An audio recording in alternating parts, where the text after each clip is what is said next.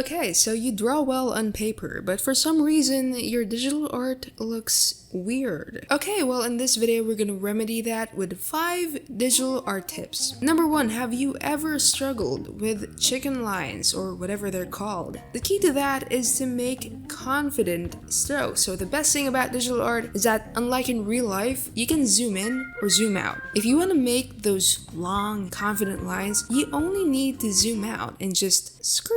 Another thing that you can do is adjust the stabilizer. This is basically a cheat and it's probably available in any type of drawing software. With a stabilizer, you can get more control of your brush strokes. So this is without stabilizer and this is with stabilizer. Okay, so another thing that a lot of people struggle with is that the drawing is really unbalanced. Like you stare at a drawing for so long that you don't even know what it looks like to other people. See, what you need is a fresh perspective. And okay, a way to do that is to go outside for a few minutes, touch some grass. But a faster, more instant way to do that is to flip your canvas. So not only is this gonna give you a fresh perspective and help you identify your mistakes, but also if you're like me and you work in a really small table and you have a really small tablet because you're dirt cheap, you might have some problems making strokes in all kinds of directions. So if you flip your canvas, you only need to stroke in the same direction. Okay, so tip number 3, a lot of people struggle with making their coloring look decent. Listen, I do not have a PhD in coloring. I literally do not understand how color theory works, but my secret is that I use this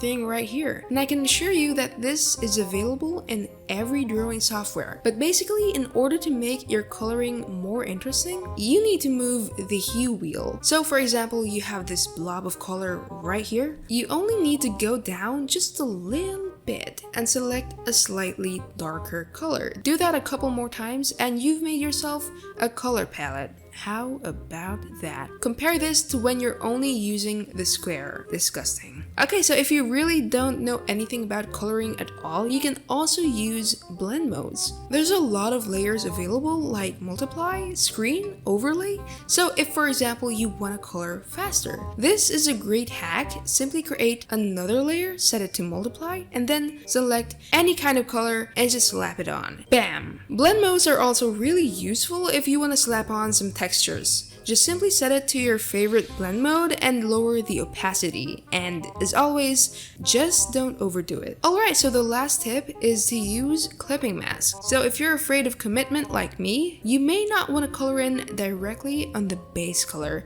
What you can do is create another layer and select clipping group. For Photoshop, I think it's called clipping mask, but whatever. What this basically does is that it allows you to draw only on the colored parts of the layer below it. So let's say that you want to color some skin, it's only going to color up to that part. So that's everything. If you enjoy this video, be sure to give it a thumbs up and hit subscribe. Also comment below if you want more of this type of video. Anyway, check out my other stuff here and I'll see you in the next video. Stay cool.